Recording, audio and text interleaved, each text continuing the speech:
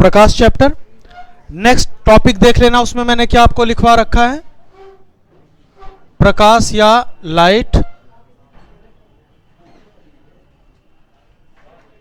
प्रकाश chapter में आपने प्रकाश का परावर्तन या रिफ्लेक्शन ऑफ लाइट किया। नेक्स्ट नंबर पर आपने किया होगा प्रकाश का अपवर्तन या refraction of light. Third number पर हमने किया प्रकाश का पूर्ण आंतरिक परावर्तन या total internal reflection of light. उसके बाद नेक्स्ट नंबर पर फोर्थ पर प्रकाश का वर्ण विक्षेपण या dispersion of light. Fifth number पर हमने किया था इंद्रधनुष या रेनबो। नेक्स्ट टॉपिक देखना आपके उसमें क्या लिखवा रखा है,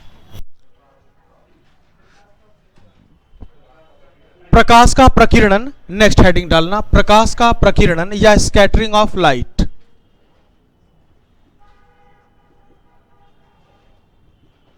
प्रकाश का प्रकीर्णन या स्कैटरिंग ऑफ लाइट।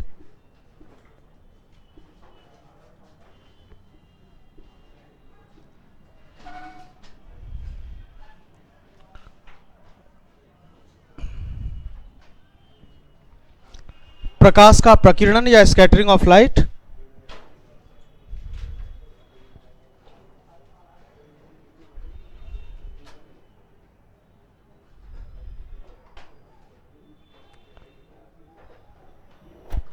सादा बात आप लोग भी लिख लेना,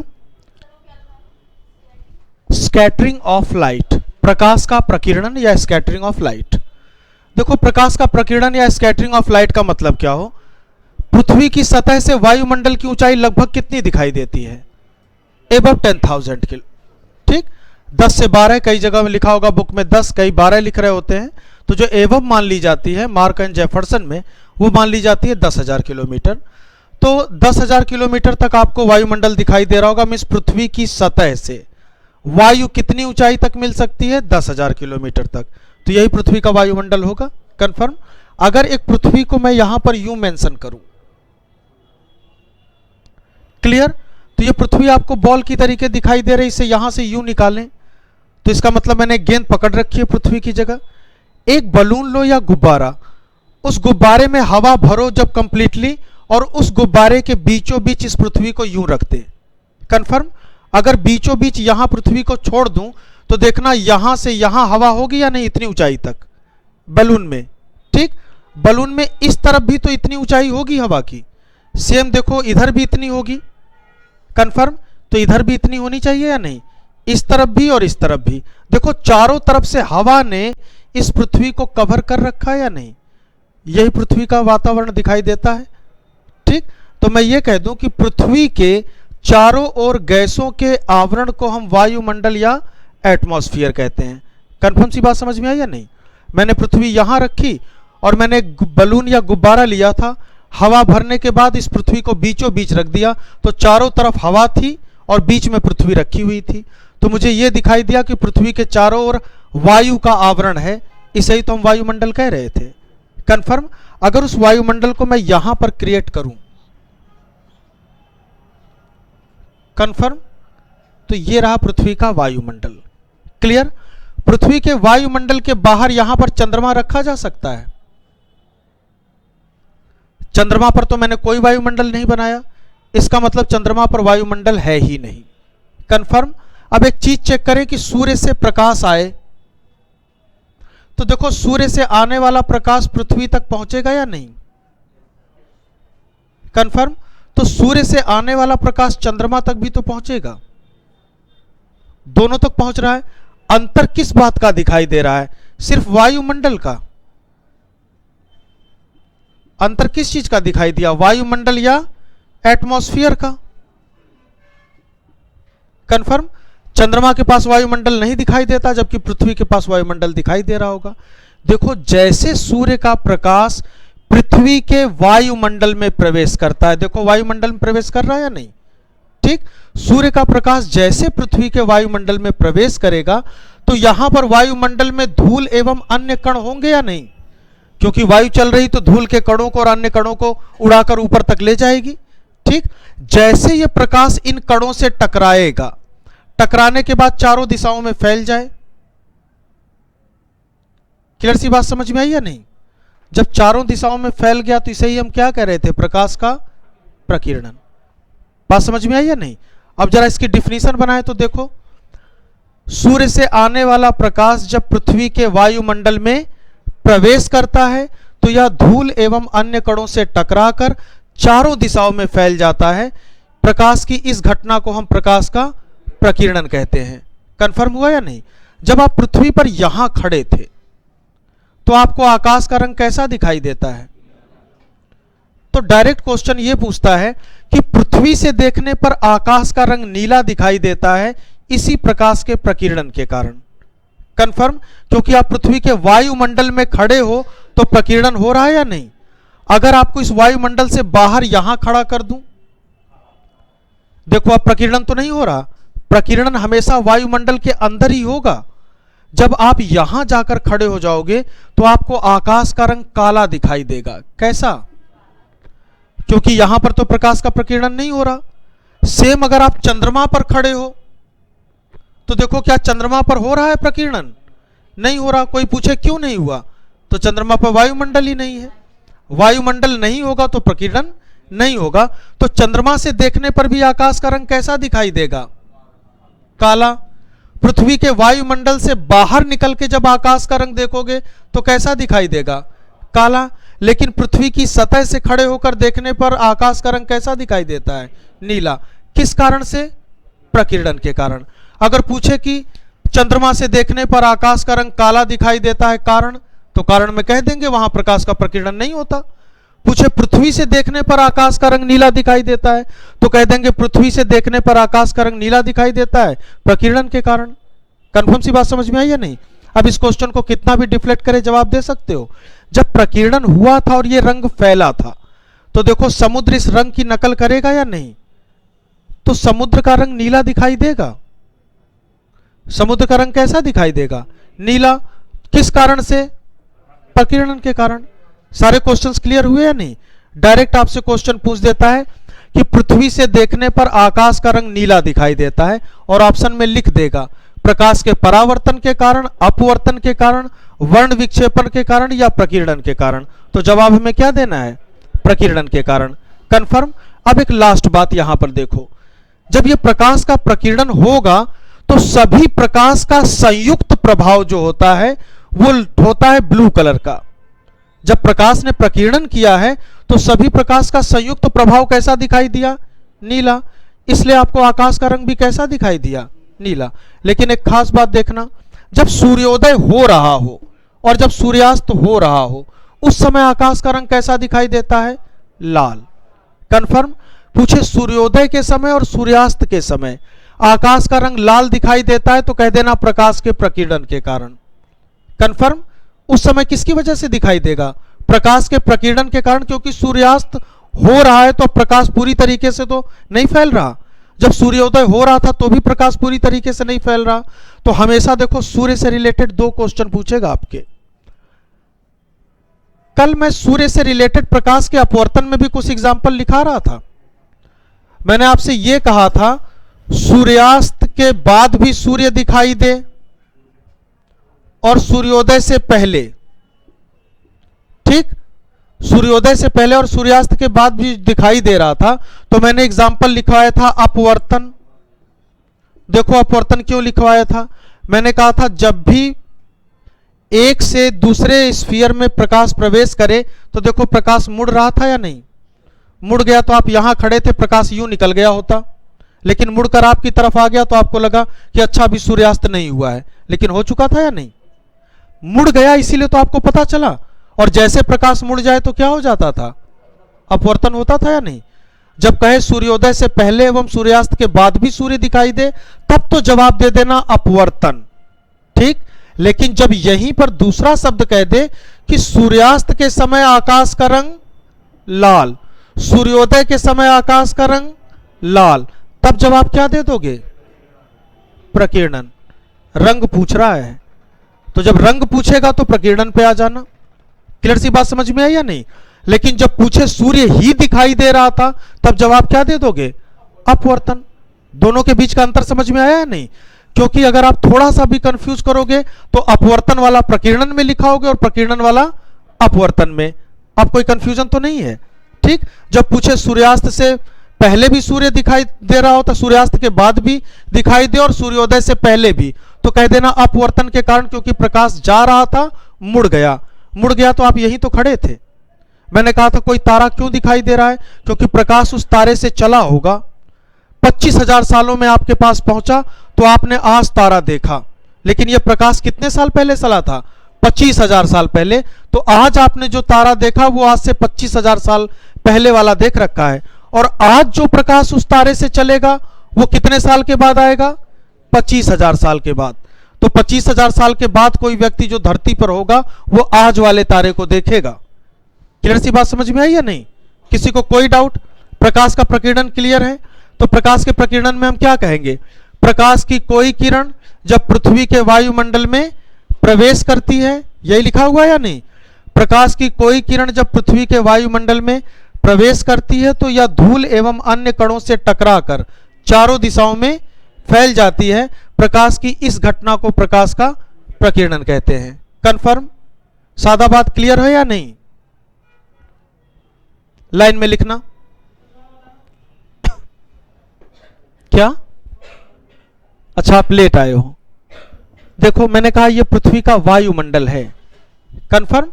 तो प्रकाश के प्रकीर्णन के लिए सबसे जरूरी बात है कि वायुमंडल होना चाहिए। अगर वायुमंडल नहीं होगा तो प्रकाश का प्रकीर्णन नहीं होगा। देखो, चंद्रमा पर वायुमंडल नहीं है तो चंद्रमा पर प्रकाश का प्रकीर्णन नहीं होगा। प्रकीर्णन का मतलब क्या होता है?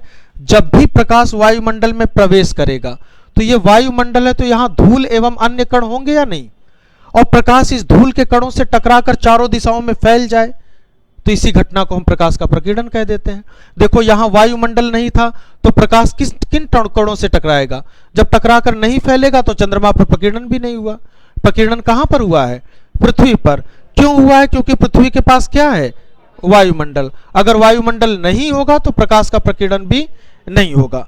तो लिखना आप प्रकाश के प्रकीर्णन में क्या? सूर्य से पृथ्वी की औसत दूरी कहा जाता है।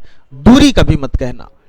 इसलिए दूरी नहीं कह सकते क्योंकि दूरी घटेगी और बढ़ेगी। दूरी घटती बढ़ती क्यों है? क्योंकि जो पृथ्वी है यह सूर्य के चारों ओर सर्कुलर पाथ पर गति तो कर ही नहीं रही। सर्कुलर पाथ पे गति ना करके अगर सूर्य को यहां रखूं तो देखो, पृथ्वी इसके चारों तरफ अंडाकार मार्ग में परिक्रमा करती है। देखो, अंडाकार मार्ग हो गया या नहीं? तो एक बार तो दूरी ज्यादा दिखाई देगी, देखो, और एक बार दूरी कम दिखाई दे रही है या नहीं? तो औसत दूरी निकाल सकते हैं, और औसत दूरी लगभग 15 करोड़ किलोमीटर मानी जाती है। क्योंकि जब यहां पर है तो यह दूरी तो हो गई 15 करोड़ 21 लाख किलोमीटर, और जब यहां पर है तो 14 करोड़ 70 लाख किलोमीटर। तो अब देखो किस दूरी को कहें, तो एवरेज डिस्टेंस निकालेंगे या नहीं? कंफर्म? प्रकाश के प्रकीर्णन में लिखना लाइन में,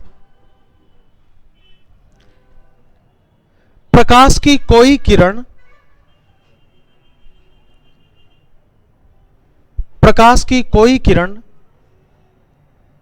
जब पृथ्वी के वायुमंडल में प्रकाश की कोई किरण जब पृथ्वी के वायुमंडल में प्रवेश करती है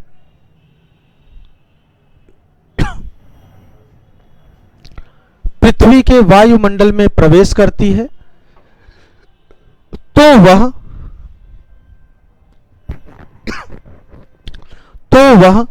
धूल एवं अन्य कणों से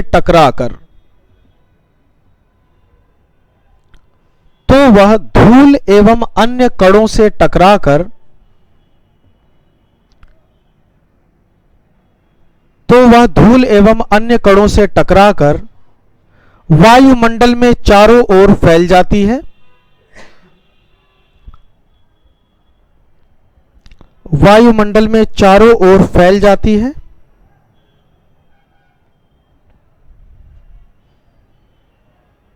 प्रकाश की इस घटना को प्रकाश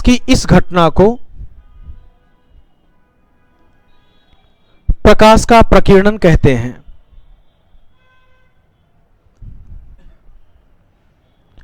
प्रकाश की इस घटना को प्रकाश का प्रकीर्णन कहते हैं।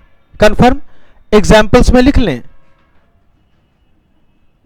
फर्स्ट एग्जाम्पल, और एग्जाम्पल से ही आपके क्वेश्चंस पूछ रहा होता है। कंफर्म। अब जैसे लिख दे कि पृथ्वी से देखने पर आकाश का रंग नीला दिखाई देता है, तो हमारा आंसर क्या होना चाहिए? प्रकीर्णन के कारण, क्योंकि पृथ्वी से देखने पर, इसका मतलब वायुमंडल के अंदर हो। कंफर्म। तो फर्स्ट एग्जांपल लिखना, पृथ्वी से देखने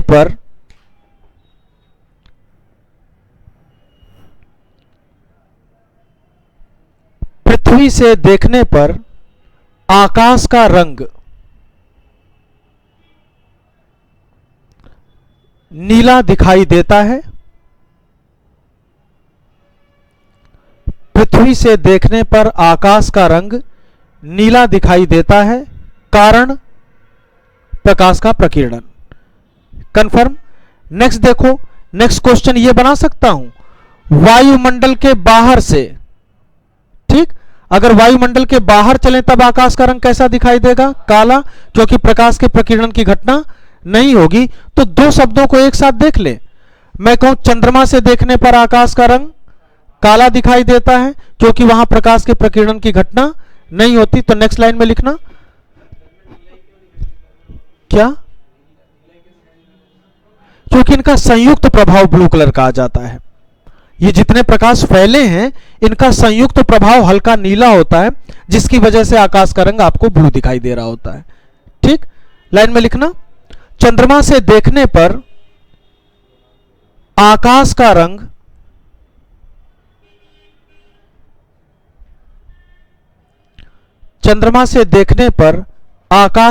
काला,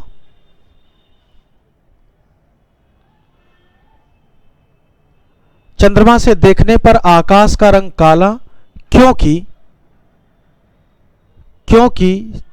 चंद्रमा पर वायुमंडल का अभाव,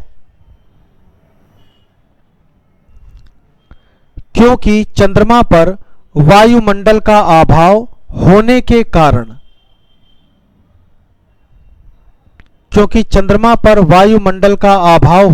कारण, प्रकीर्णन की घटना नहीं होती।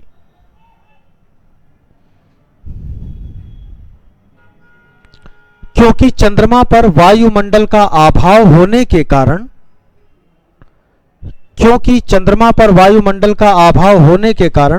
प्रकीर्णन की घटना नहीं होती।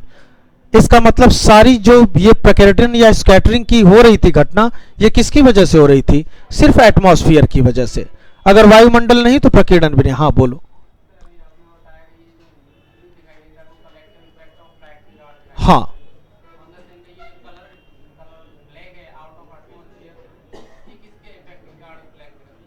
ब्लैक कलर ब्लैक क्यों दिखाई देता है? देखो इस वजह से दिखाई देता है।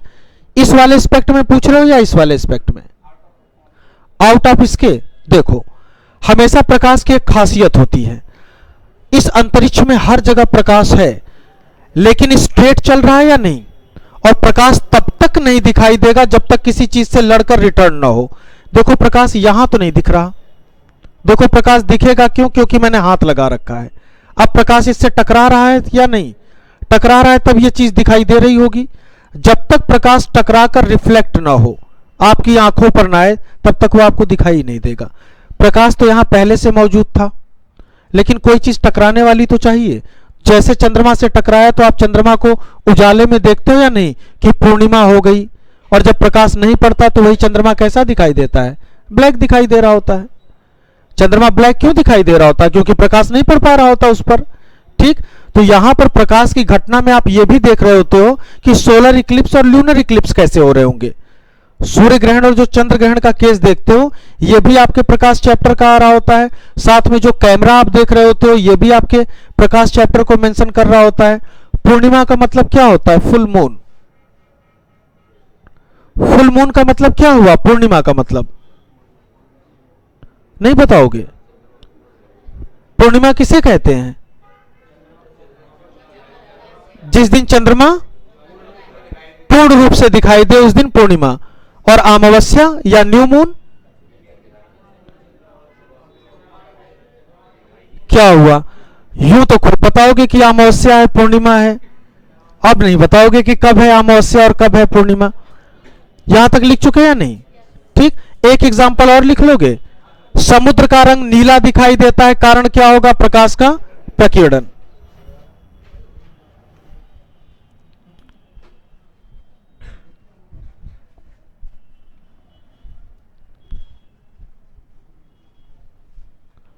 जितने चैप्टर्स फिजिक्स में है उनमें से ये सबसे बड़ा चैप्टर है, लाइट चैप्टर, और मैक्सिमम आपके क्वेश्चन इसमें से एश्योर्ड एग्जाम में जाओगे तो जरूर पूछ रहा होता है। क्या नहीं दिखाई देगा? जब तक टकराएगा नहीं तब तक दिखेगा नहीं। अब आपने गुफा में प्रकाश सीधा डाल रखा है, किसी चीज से टकराने तो दो उसे, टकराएगा तो ही अंदर की चीज दिखेगी, जब तक नहीं टकराता तब तक नहीं दिखेगी।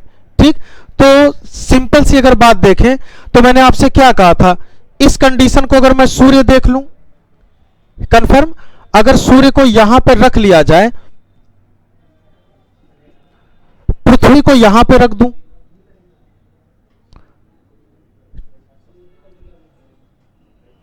एक बार चंद्रमा को यहां रखता हूं, कंफर्म, और एक बार चंद्रमा को यहां रख लो, जरा देखो इसमें पूर्णिमा कौन सी है? पूर्णिमा का चांद कौन सा दिखाई दे रहा है? मतलब ये पूर्णिमा का चांद होगा, कंफर्म, या ये वाला है? मतलब डिफ्लेक्ट तो नहीं हो ना? धन्यवाद। कितने लोगों को लगा ये वाला पूर्णिमा का चांद है? अब देखो कंफ्यूज होना शुरू हो गए। जैसे पूछ दो, कॉन्फिडेंस हो, तुरंत पाला पलट लेंगे, सोचेंगे दो ही ऑप्शन तो हैं, मतलब बीच वाला जो है वो पूर्णिमा का चांद है। चलो चेक करता हूं। सपोज करो ये रहा वो चांद, ये रहा वो सूर्य। सूर्य का प्रकाश इस तरफ पड़ रहा है, इस तरफ पड़ रहा है, नहीं पड़ रहा ना? ये अमावस्या का चांद है, देख लो। इधर मैंने कहा ये रहा सूर्य, ये रहा चंद्रमा। मैं धरती पे खड़ा हूं तो मैं ही खुद को पृथ्वी समझ लूं? बिल्कुल बताता हूं, देखो कैसे मालूम पड़ेगा, सब कुछ पता चलेगा। देखो ये बल्ब रहा सूर्य, ये रहा चंद्रमा, और मैं रहा पृथ्वी। यहां प्रकाश पड़ रहा है, चंद्रमा पे इस तरफ तो नहीं पड़ रहा, तो इधर वाला चंद्रमा ब्लैक दिखाई देगा या नहीं? देखो ये रहा वो चंद्रमा, प्रकाश यहां पड़ रहा है ना, प्रकाश यहां तो नहीं पड़ रहा। जब नहीं पड़ रहा तो देखो ये वाला चंद्रमा ब्लैक हो गया या नहीं? और महीने में एक दिन चंद्रमा कंप्लीटली ब्लैक दिखाई देता है, ठीक, और यही दिन क्या होगा? अमावस्या या न्यू मून। कंफर्म हुए या नहीं? अब चंद्रमा यहां है, जब यहां है तो देखो, अब इस तरफ हो जाऊं तो देखो इस सूर्य का प्रकाश मेरे फेस पे सीधा पड़ रहा है, बैक तो नहीं पड़ रहा, कंफर्म। जब फेस पे पड़ रहा है तो देखो चंद्रमा के फेस पे पड़ा, और जैसे फेस पे पड़ा तो देखो इस तरफ तो ब्लैक पीठ की तरफ, और इस तरफ देखो पूरा चांद दिखाई दे रहा है या नहीं? कंफर्म। तो ये कंडीशन आपको क्या दिखाई देगी? पूर्णिमा या फुल मून है या नहीं?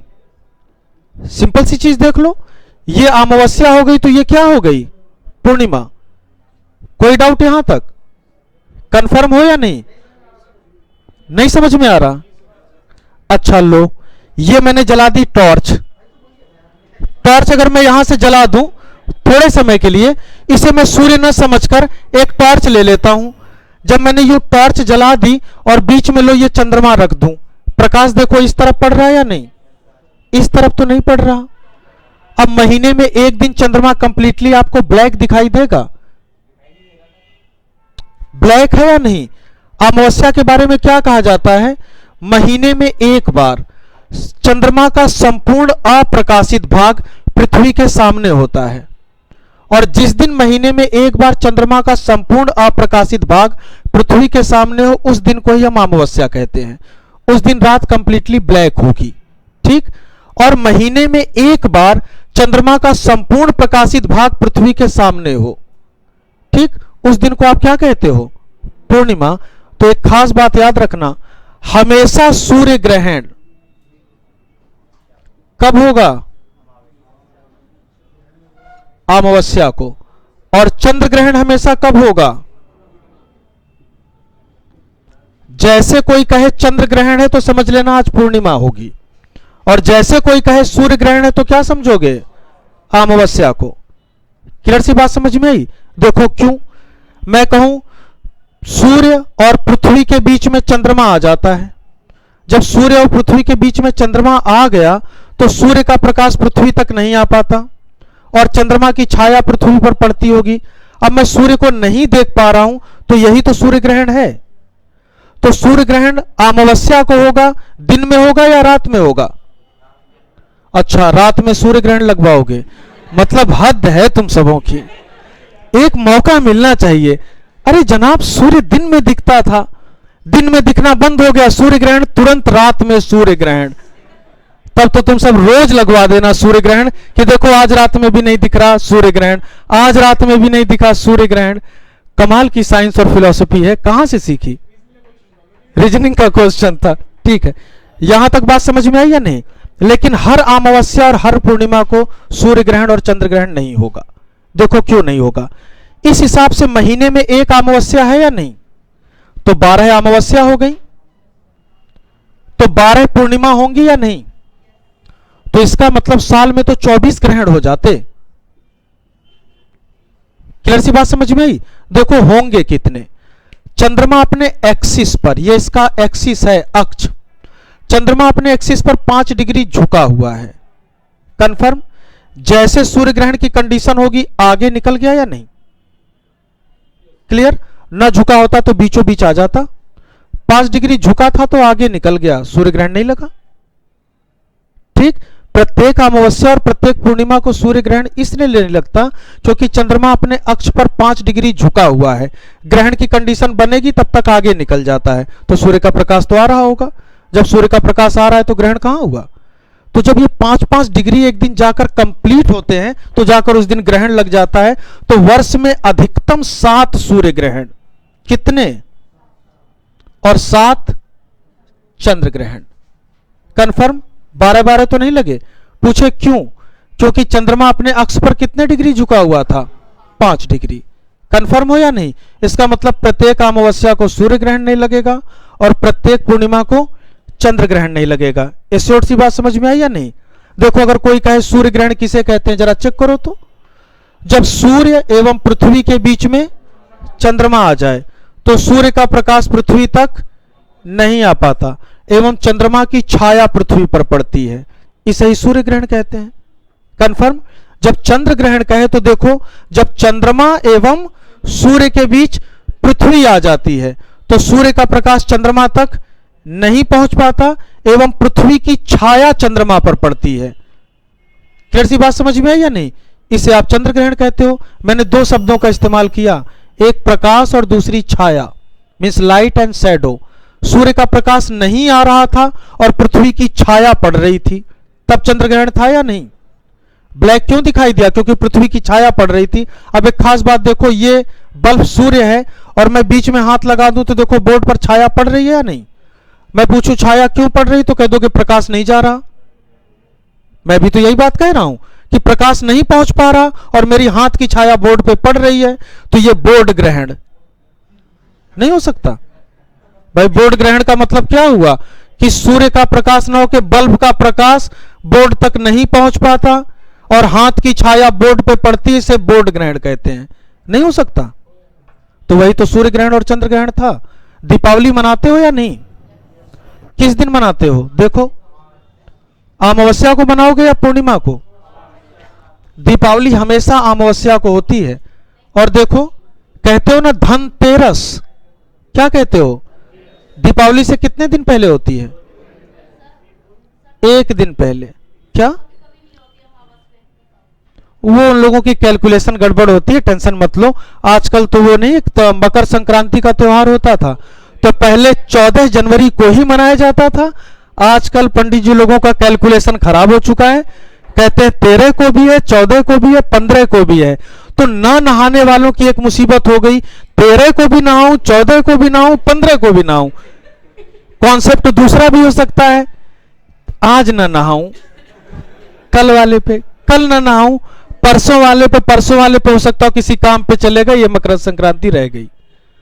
ठीक है, तो डजेंट मैटर, कैलकुलेशन है, लेकिन आपको कैलकुलेशन एस्ट्रोनॉमिकल कैलकुलेशन रखनी है। मैंने क्या कहा, दीपावली से एक दिन पहले धनतेरस होगी या नहीं, तो तेरस का मतलब 13वां दिन। तेरस का मतलब क्या हुआ, 13वां दिन। तो देखो कौन सा 13वां दिन, यही काउंट करो। तो चंद्रमा को यहां से यहां पृथ्वी का चक्कर लगाने में 1 महीना लगता है या नहीं, यहां से यहां आने में 15 दिन लगे या नहीं, और यहां से यहां आने में 15 दिन। जब यहां से चला होगा तो देखो रोज यहां से घटना शुरू करेगा या नहीं। 13वें दिन यहां होगा तो धनतेरस, 14वें दिन यहां होगा और 15वें दिन यहां, तो 15वें दिन दीपावली मना रहे होते हो या नहीं। जब बताते हो धनतेरस तो बता रहे होते हो चंद्रमा की पोजीशन कि आज चंद्रमा यहां है, कल यहां हो जाएगा और परसों दीपावली मना लूं, इसीलिए तो कहते हो धनतेरस। अब जरा देखो, जब भी सुबह सुबह उठोगे और न्यूज़पेपर हाथ लग जाए, सोचोगे आज का राशिफल देखो कि मेरे साथ क्या होने वाला है। जैसे देखा ये होगा वो होगा, अच्छा था तो मेरा है, और जैसे गड़बड़ लिखा तो कहेंगे ये सब तो रोज यही बकवास लिखते हैं। लेकिन पढ़ोगे रोज उस बकवास को, देखो क्या लिखता है, शुक्ल पक्ष की सप्तमी या कृष्ण पक्ष की सप्तमी लिख रहा होता है या नहीं। अब जरा चेक करो इसमें कौन सा शुक्ल पक्ष है और कौन सा कृष्ण पक्ष है। पक्ष 15 दिन का होता है। पक्ष कितने दिन का होता है, 15 दिन का। देखो ये कौन सा पक्ष है, 15 दिन। शुक्ल पक्ष का मतलब क्या होता है, पहले तुम सब तो मुझे यही बता दो। मिस चंद्रमा रोज बढ़ेगा, मिस चांदनी रातें होंगी, शुक्ल पक्ष। और जब रात काली होनी शुरू हो जाए तो क्या होगा, कृष्ण पक्ष।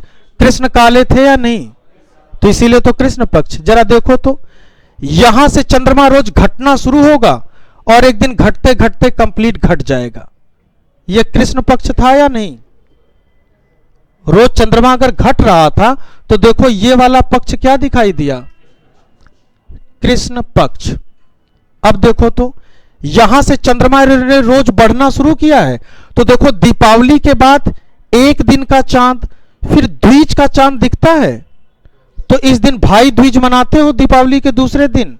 जनाब ये एस्ट्रोनॉमिकल कैलकुलेशन थी जो आप कर रहे हो, तो इंडियंस आज के चालाक नहीं है, शुरू के चालाक हैं। चंद्रमा की पोजीशन बता रहे थे कि चंद्रमा आज दूसरे दिन का चांद हो लिया, तो नहीं कहते आज भाई द्विज है, तो भाई द्विज क्यों आया, क्योंकि दूसरे दिन का चांद है। रोज चांद बढ़ेगा या नहीं, और एक दिन बढ़ते बढ़ते कंप्लीटली बढ़ जाएगा। देखो हाँ, वो अपने मन को रख वो एक तो देव दीपावली भी होती है, एक भगवान लोगों की दीपावली, एक इंसानों की दीपावली, एक इसकी दीपावली, उसकी दीपावली, जिसके घर पैसे हैं उसकी रोज दीपावली। गरीबों के घर दीपावली होती ही नहीं। ठीक, जब लोगों के पास पैसे बढ़ रहे होते हैं तो त्योहार भी ऑटोमेटिक बढ़ने शुरू हो जाते हैं। इधर दीपावली तो दीपावली एक दिन मन रही होती थी, अचानक पंडित जी को लगा एक ही दिन सारी पूजा करा ही नहीं पाता, कहे एक छोटी दीपावली और एक बड़ी दीपावली, लो बना लिया ना पोटेंशियल, कहे इस दिन भी पूजा कराऊंगा, इस दिन भी कराऊंगा, होली अर्निंग। कह दिए एक देव दीपावली, अगर इस दिन ना करा पाए पूजा तो आज भगवान लोग दीपावली मनाएंगे, और आज का संयोग तो सबसे मजबूत संयोग है, बस एक बार पूजा करवा के देखो, धन वर्षा हुई जरूर, धन वर्षा, लेकिन सिर्फ पंडित जी पर। अपने अपने तरीके हैं, I am not going to become criticise anyone. सभी लोग, सबका अपना तरीका है, सब अपने पैसे को चला रहे होते हैं, तो सब अपना अपना तरीका अपनाएंगे, बस डाका न डालें। और वो डाका डालने का अधिकार किसी का नहीं होता, चाहे फिर वो वकील हो या डॉक्टर हो या आपके पुरोहित हो। अब डॉक्टर ने ही लूट लिया तो नहीं लूट लेते हैं, वेंटिलेटर पर रख के पेशेंट को गुजरे हुए पता लगा 2 दिन हो लिए और लगातार रोज बिल बढ़ रहा है 80,000, 1 लाख, 2 लाख, तो लूट तो वो भी थी। अपने प्रोफेशन से धोखा कोई भी कर सकता है, टीचर भी कर सकता है, और टीचर करे तो फिर सब कुछ नष्ट है। ना तो डॉक्टर डॉक्टर की जगह नजर आएगा, न वकील वकील की जगह नजर आता है, न एक ऑफिसर अपनी जगह पर नजर आता है। देखो पक्ष कितने दिखाई दिए थे, 2 पक्ष दिखाई दिए थे या नहीं। 15 दिन का ये शुक्ल पक्ष और ये क्या दिखाई दिया, कृष्ण पक्ष। कहीं मेंशन कर लेना इसे।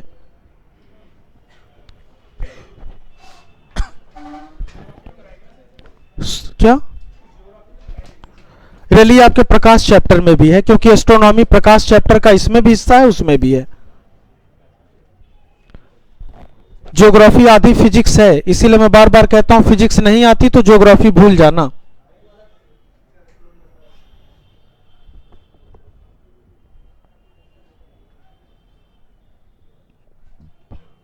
चंद्र ग्रहण और सूर्य ग्रहण को लिख लेना सोलर इक्लिप्स और उसे ल्यूनर इक्लिप्स।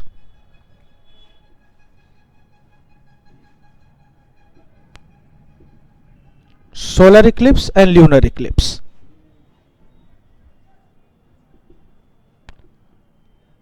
अब ये पता है ना कि पूरा हर अमावस्या और हर पूर्णिमा को ग्रहण क्यों नहीं लगता?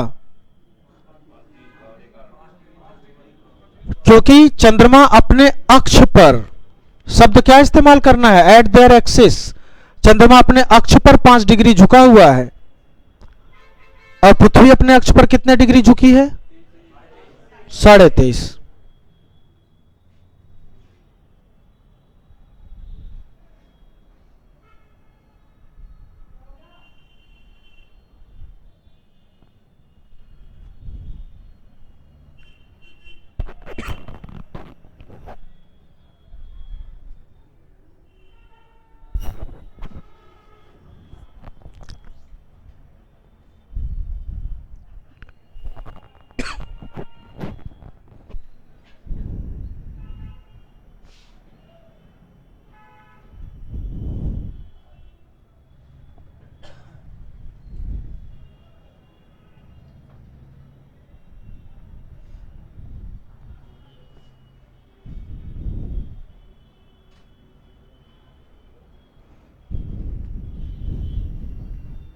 एकादशी कब मनाओगे?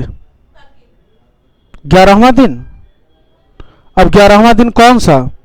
तो महीने में 2 एकादशी होंगी या एक? 2 होंगी। एकादशी का मतलब क्या हुआ? 11वां दिन। देखो चंद्रमा यहां कहीं होगा। 11 के बाद 12, 13, 14 और ये 15। फिर एकादशी वाले दिन देखो चंद्रमा यहां कहीं होगा।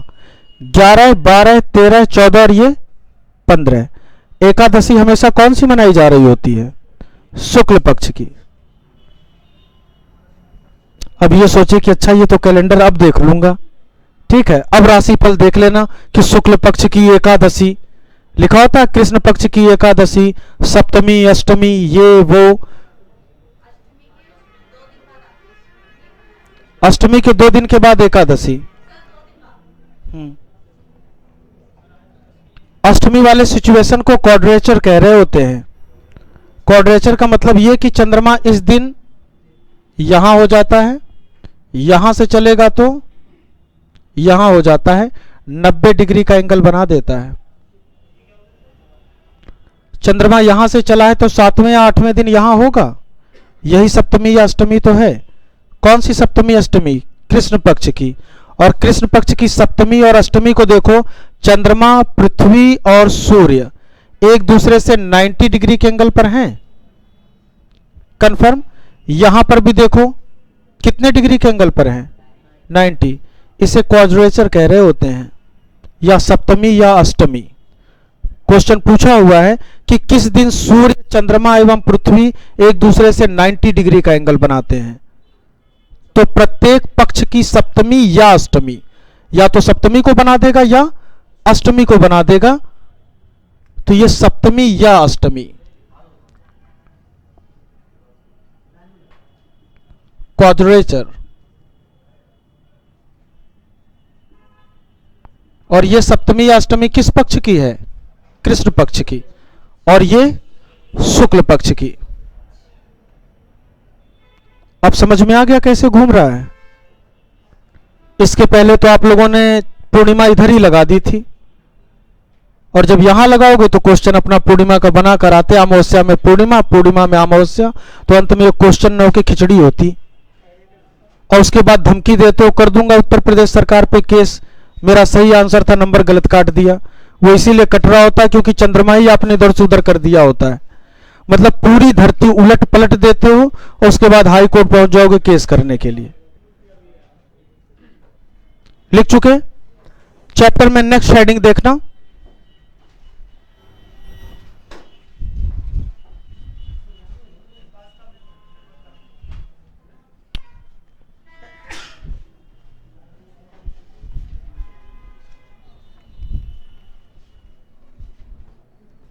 अब आराम से राशिफल देखना, जैसे लिखा हो कृष्ण पक्ष की सप्तमी समझ लेना चांद कहां होगा, डेट बता रहा होता है, ठीक, क्योंकि इंडियन मैथोलॉजी में कैलकुलेशन चांद को देखकर ही हो रही होती थी, ठीक है।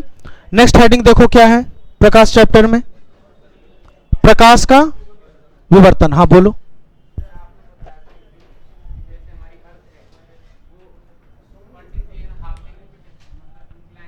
हाँ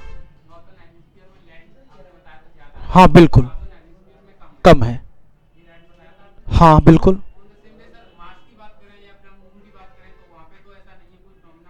प्लेट टेक्टोनिक, प्लेट कहां की कितनी एक्टिव है। अगर प्लेट एक्टिव की बात देखें तो धरती पर प्लेट अभी भी एक्टिव है। ये जो लगातार भूकंप आते हैं क्यों आते हैं, क्योंकि प्लेट एक्टिव है। तो अगर प्लेट एक्टिव है तो देखो अगर दो प्लेट एक दूसरे की ओर आए तो कन्वर्जेंस ऑफ प्लेट, देखो टकरा गई या नहीं, टकराएंगी तो एक दूसरे में रगड़ लगाते हुए नीचे जाए। तो ये चाइना की प्लेट है और ये भारत की प्लेट है।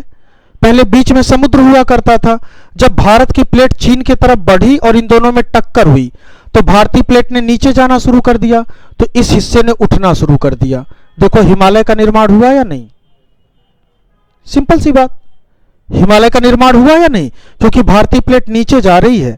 कुछ दिन पहले जो नेपाल भूकंप आया था तो भारतीय प्लेट 6 फीट नीचे चली गई, इसका मतलब भारत की बाउंड्री 6 फीट कम हो गई।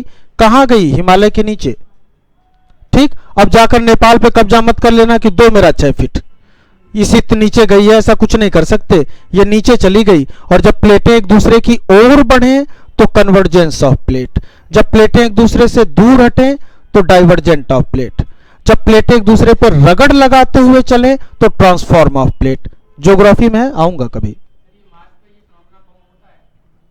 मार्स पर प्लेटें स्टेबल हो चुकी है, वहां पर एक समय था जब अनस्टेबल थी। तो जो सबसे बड़ा वहां जो आपको दिखाई दे रहा होता है पर्वत का निर्माण, जब वहां पर प्लेटें हाईली अनस्टेबल थी। अब जो विस्फोट दिखाई दे रहा होता है लगभग स्टेबल हो चुकी हैं। रोटेशन है तो स्टेबिलिटी तब तक, जब तक रोटेशन है तब तक प्लेट हल्की फुल्की मूव करेंगी, जब मूव करेंगी तो ज्वालामुखी में से विस्फोट भी हो सकता है। जैसे वहां का एटमॉस्फेयर खत्म हो गया।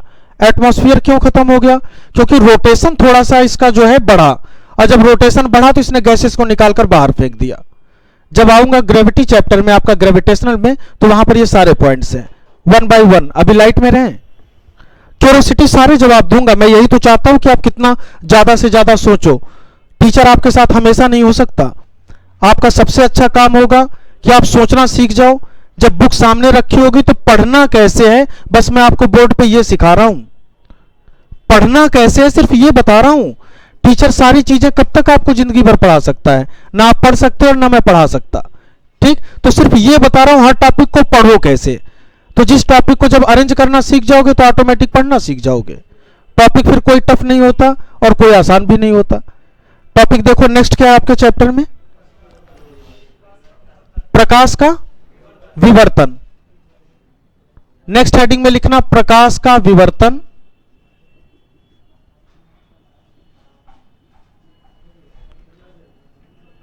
Diffraction of light. प्रकाश का विवर्तन या डिफ्रैक्शन ऑफ लाइट।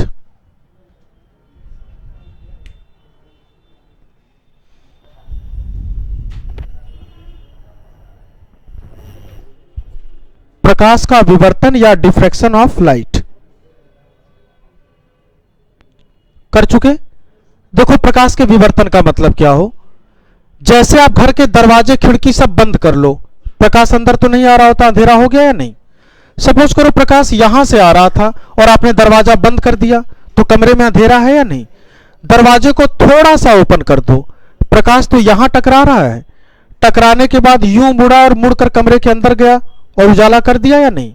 तो देखो हुआ क्या, प्रकाश जब किसी अवरोध से टकराकर उसके किनारों से मुड़ते हुए आगे छाया क्षेत्र में प्रवेश कर जाए, यह शैडो जोन ही था या नहीं, छाया क्षेत्र, इसे ही प्रकाश का विवर्तन कहते हैं। क्लियर सी बात समझ में आई या नहीं। प्रकाश जब किसी अवरोध से टकराकर उसके किनारों से मुड़ते हुए पीछे छाया क्षेत्र में प्रवेश कर जाए, प्रकाश की इस घटना को प्रकाश का विवर्तन कहते हैं। क्लियर है या नहीं। मैंने कहा कि यह दरवाजा रखा हो, इस दरवाजे से यूं टकराया और मुड़कर अंदर कमरे में पहुंच गया। ये जो मुड़कर अंदर पहुंचा है यही विवर्तन होगा। क्लियर हो? लाइन में लिखना। जब बंद कर रखा है अंदर आने कहां दे रहे हो? प्रकाश यहीं से टकराएगा और टकराकर वापस लौट गया तो परावर्तन हो गया। प्रकाश अगर आए और टकराकर वापस चला जाए तो प्रकाश का परावर्तन हो गया। आगे तो बढ़ने दो, और आगे बढ़ेगा तो किनारे से मुड़ते हुए अंदर चला जाए तो विवर्तन। सेम चीज आपको ध्वनि में क्यों दिखाई दे रही थी? जब तरंग चैप्टर पढ़ रहे थे तो प्रकाश और ध्वनि दोनों को तरंग में लिखाया था। जब लिखा रखा है तो इसका मतलब तरंग की कुछ क्वालिटी प्रकाश में भी दिखाई देगी। तो ध्वनि में भी विवर्तन तो प्रकाश में भी विवर्तन। लाइन में लिखना। प्रकाश जब किसी अवरोध से टकराकर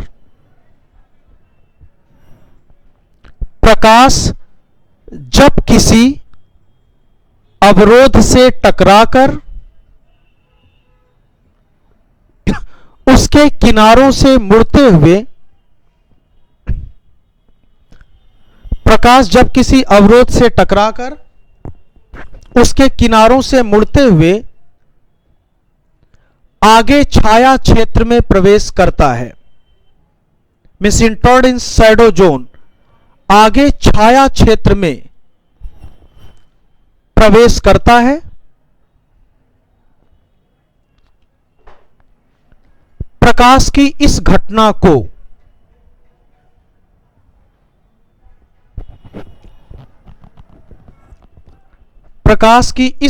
को विवर्तन कहते हैं। This phenomenon known as diffraction of light. इस घटना को प्रकाश का विवर्तन कहते हैं। एश्योर्ड हो या नहीं? नेक्स्ट में देखो,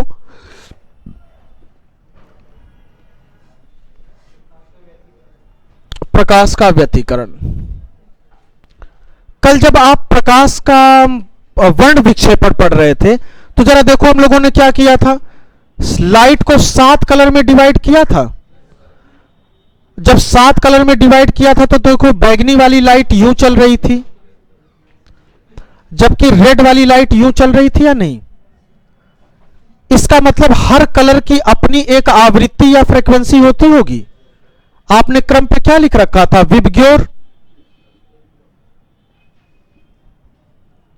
तो जरा नोटिस करो, रेड के चलने का तरीका अगर यूं हो तो ऑरेंज वाले के कदम अब इससे छोटे होंगे या नहीं? इससे छोटे कदम येलो के, और इससे छोटे कदम, देखो कदम छोटे होते जा रहे हैं या नहीं?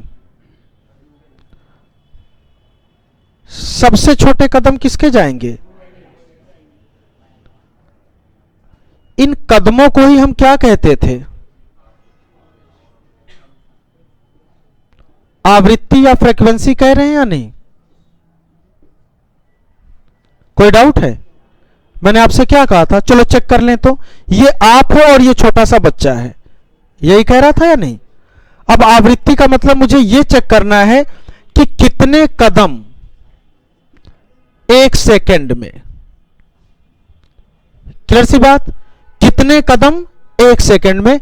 मैंने कहा था बच्चे को उंगली पकड़ा लो, आप 1 सेकंड में अगर 2 कदम रखते हो तो आपकी आवृत्ति 2।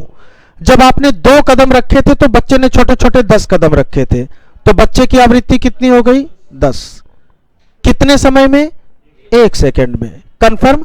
तो इसका मतलब किसी भी तरंग के द्वारा प्रति सेकंड जितने कदम रखे जाएं, आपके कदम हो सकते हैं, तरंग में कदम की जगह कंपन कहेंगे, क्योंकि जब भी तरंग चलेगी वाइब्रेट करते हुए, देखो जब साउंड आती है तो दीवारें कंपन करती हैं या नहीं?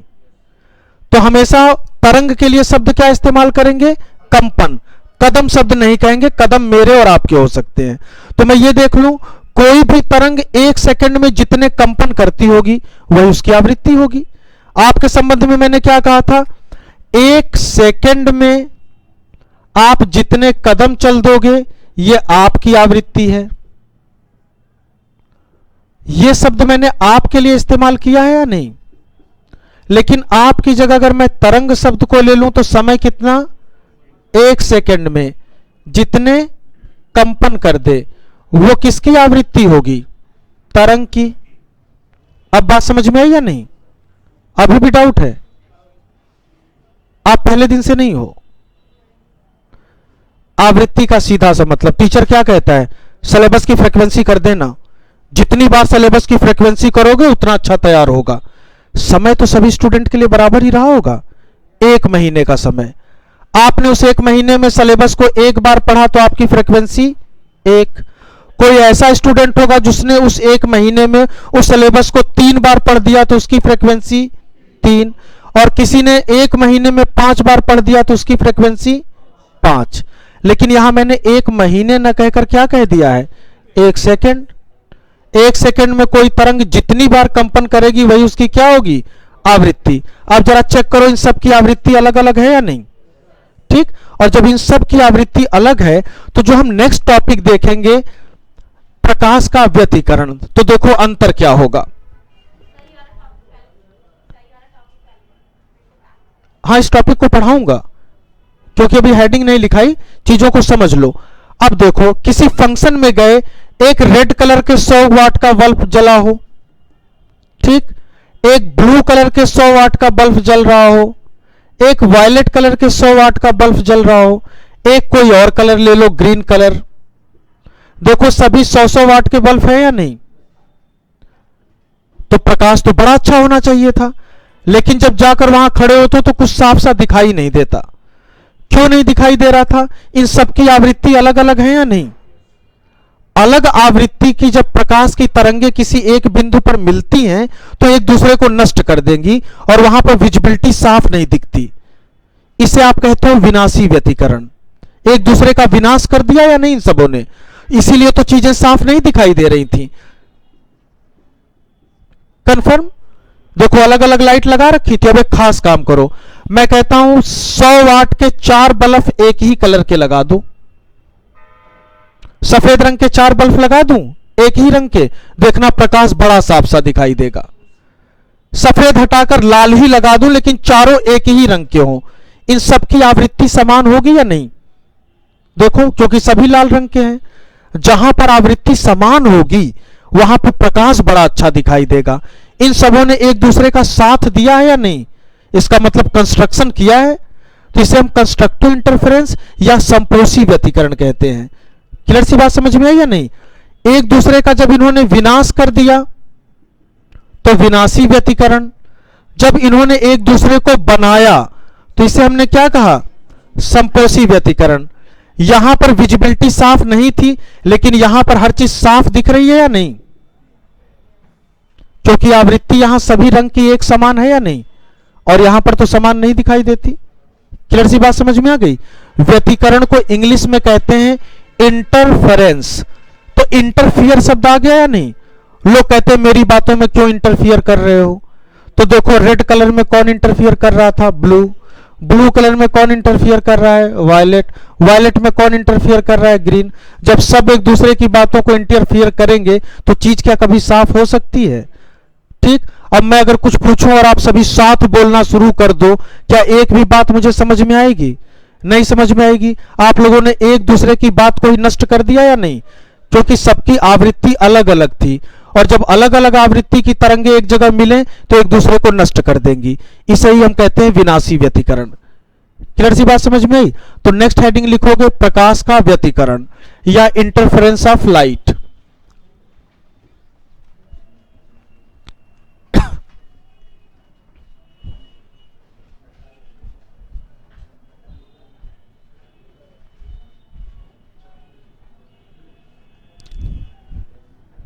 प्रकाश का व्यतिकरण या इंटरफेरेंस ऑफ लाइट।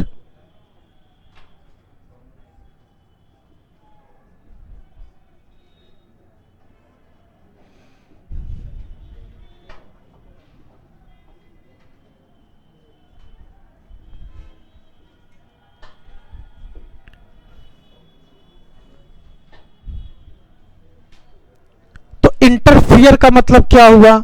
इसका मतलब प्रकाश की 2 तरंगे जब किसी एक बिंदु पर मिलती हैं तो उस बिंदु पर प्रकाश की तीव्रता पर प्रभाव पड़ता है, जिसे हम प्रकाश का व्यतिकरण कहते हैं। कंफर्म? जब समान आवृत्ति की 2 तरंगे किसी एक पॉइंट पर मिलेंगी तब संपोषी व्यतिकरण। जब असमान एक यूं चल रही हो और दूसरी यूं चल रही हो, दोनों असमान है या नहीं? जब असमान आवृत्ति की कहीं पर मिलेंगी तो एक दूसरे को नष्ट करेंगे और उसे हम क्या कहेंगे? विनाशी व्यतिकरण। तो देखो इसे समझने का तरीका क्या होगा? एक प्रकाश मैंने यूं लिया, ठीक, दूसरा प्रकाश सेम यूं ही लूं, देखो आवृत्ति समान है या नहीं? और एक पॉइंट पर मिल गई। जब एक पॉइंट में मिल गई तो यहां पर चीजें ज्यादा साफ होंगी, तो प्रकाश की तीव्रता या इंटेंसिटी क्या हो गई? बढ़ गई या नहीं? कंफर्म। नेक्स्ट में देखो, एक प्रकाश की तरंग यूं चल रही थी, ये हो सकता है रेड हो, और इसके साथ मैं वायलेट चला दूं, देखो आवृत्ति अलग अलग है या नहीं? अब ये जिस पॉइंट पर मिलेंगी वहां पर प्रकाश की तीव्रता कम हो जाएगी। जब कम हो गई तो इसे ही हम कहेंगे विनाशी व्यतिकरण, और यहां पर बढ़ गई तो इसे हम क्या कहेंगे? संपोषी व्यतिकरण। अब दोनों में अंतर देखो क्या है। यहां पर चेक करना शुरू करूं कि क्या चीज समान थी। देखो आवृत्ति समान है या नहीं? तो पहली चीज यहां में क्या दिखाई दी? समान आवृत्ति या फ्रीक्वेंसी समान होती है। दूसरी चीज देखो, जब ये नोड उठा है तो ये वाला नोड भी उठा है या नहीं? जब ये डाउन हुआ है तो ये नोड भी डाउन हुआ है। दोनों की फेज या कला समान दिखाई देती है, ठीक। तो दूसरी चीज समान क्या दिखाई देगी? कला या फेज, ये समान होने चाहिए। कंफर्म। अब जरा देखो यहां पर अंतर क्या होगा? राइट, क्योंकि तरंग थी या नहीं? साउंड फेज सेम हो गया, फ्रीक्वेंसी भी सेम हो जाती है, और जब फेज और फ्रीक्वेंसी समान है तो संपोषी व्यतिकरण हो जाएगा। कंफर्म। और साउंड के केस में जब गाना आगे पीछे बजाओगे, इसीलिए तो ध्वनि का व्यतिकरण अलग था और प्रकाश का व्यतिकरण अलग था, ठीक। अब यहां के केस में जरा देखो तो यहां पर मैं शब्द लिखूंगा असमान। अब देखो असमान क्या नजर आया? आवृत्ति असमान है या नहीं? देखो ये 1 सेकंड में 10 कदम चल रहा है तो ये 1 सेकंड में 100 कदम चल रही है। ये समझ में नहीं आ रही है? आवृत्ति का मतलब ये होता है कि 1 सेकंड में कौन कितने कदम चलता है, ठीक। देखो ये 1 सेकंड में 10 कदम चल रहा है और ये 1 सेकंड में 100 कदम चल रहा है, तो कदम की संख्या को ही आवृत्ति कहते हैं। तो ये कहेगा मेरी आवृत्ति 10 और ये कहेगा मेरी आवृत्ति 100, तो देखो अलग अलग आवृत्ति हो गई या नहीं? तो असमान आवृत्ति तो कह रहा हूं। इसने कहा मेरी आवृत्ति 10 है, इसने कहा मेरी आवृत्ति 100 है, तो देखो असमान आवृत्ति। कंफर्म। देखो कला भी असमान है या नहीं? ये एक बार गया, इतने देर में इसने 4 बार वाइब्रेशन किया, तो कला भी क्या हो गई? असमान। कंफर्म। अब अगर व्यतिकरण को एक लाइन में कहना चाहूं तो मुझे क्या दिखाई दिया? जब दो प्रकाश की तरंगें किसी एक बिंदु पर मिलती हैं तो उस बिंदु पर प्रकाश की तीव्रता पर प्रभाव पड़ता है, जिसे हम प्रकाश का व्यतिकरण कहते हैं। प्रकाश के व्यतिकरण को 2 भागों में विभाजित किया जाता है, संपोषी व्यतिकरण और विनाशी व्यतिकरण। कंफर्म। लाइन में लिखना। पहले ये फिगर ड्रॉ कर लो।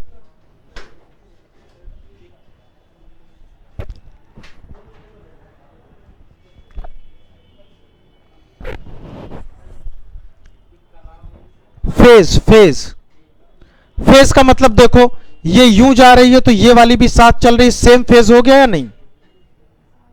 इसे कह रहे थे फेज।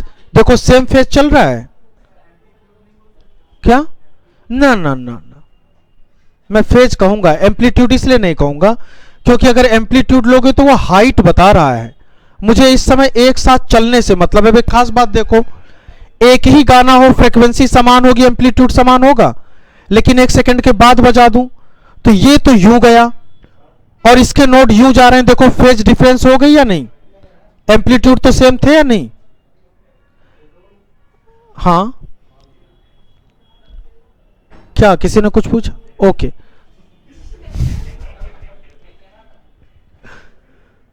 मतलब वो पहले होता था ना दूरदर्शन पर, रुकावट के लिए खेद है।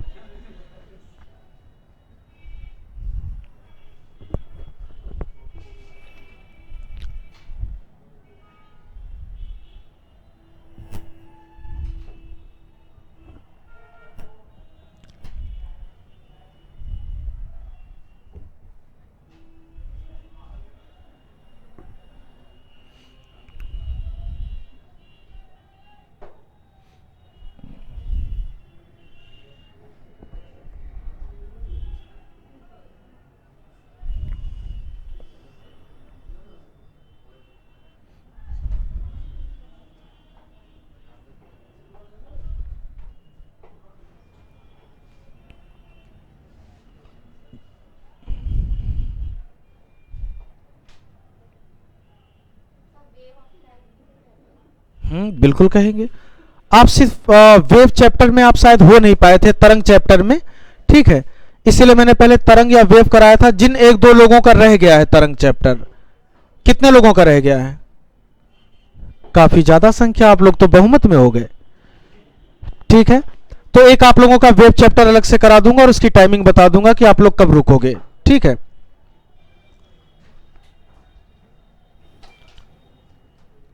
अब लाइन में लिखें, ठीक है, लाइन में लिखना।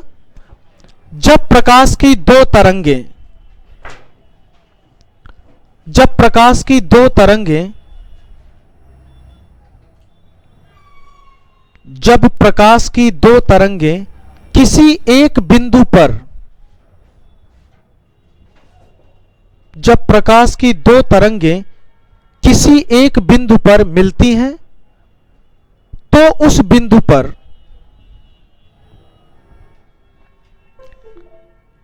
तो उस बिंदु पर ध्वनि की तीव्रता पर प्रभाव पड़ता है। सॉरी, प्रकाश की तीव्रता पर प्रभाव पड़ता है, ध्वनि मत लिखना। प्रकाश की दो तरंगें जब किसी एक बिंदु पर मिलती हैं, तो उस बिंदु पर प्रकाश की तीव्रता पर प्रभाव पड़ता है। प्रकाश की इस घटना को, प्रकाश की इस घटना को, प्रकाश की इस घटना को प्रकाश का व्यतिकरण कहते हैं। प्रकाश का व्यतिकरण, जो हेडिंग में आपने लिख रखा था, प्रकाश का व्यतिकरण कहते हैं। पैराग्राफ चेंज, नेक्स्ट लाइन से। प्रकाश का व्यतिकरण दो प्रकार का होता है, या लिख लेना सीधे, यह दो प्रकार का होता है, यह दो प्रकार का होता है, ठीक।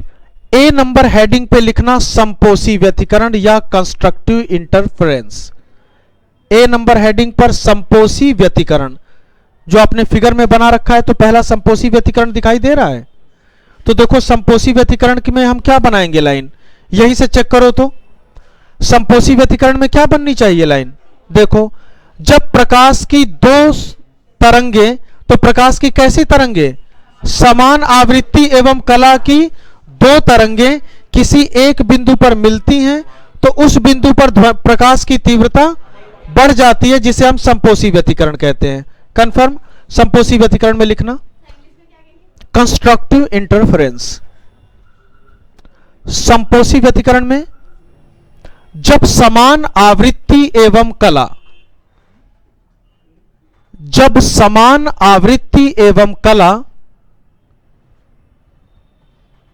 जब समान आवृत्ति एवं कला की दो प्रकाश तरंगे, जब समान आवृत्ति एवं कला की दो प्रकाश तरंगे किसी एक बिंदु पर मिलती हैं, किसी एक बिंदु पर मिलती हैं, तो उस बिंदु पर, तो उस बिंदु पर प्रकाश की तीव्रता क्या होगी, बढ़ जाएगी, क्योंकि समान आवृत्ति एवं कला की है। तो उस बिंदु पर प्रकाश की तीव्रता बढ़ जाती है, प्रकाश की तीव्रता बढ़ जाती है, जिसे संपोषी व्यतिकरण कहते हैं। तो उस बिंदु पर प्रकाश की तीव्रता बढ़ जाती है, जिसे संपोषी व्यतिकरण कहते हैं।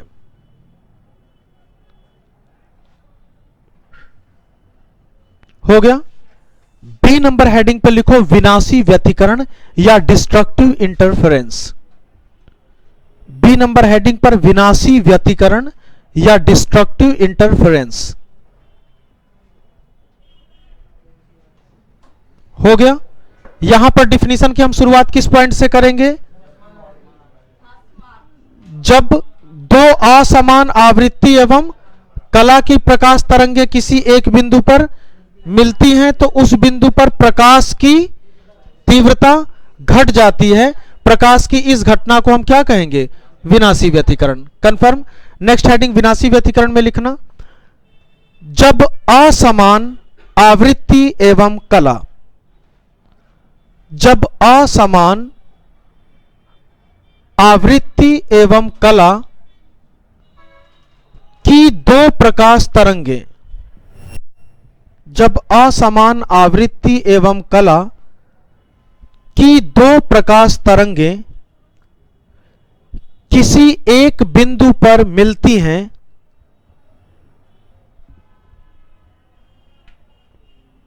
किसी एक बिंदु पर मिलती हैं, तो उस बिंदु पर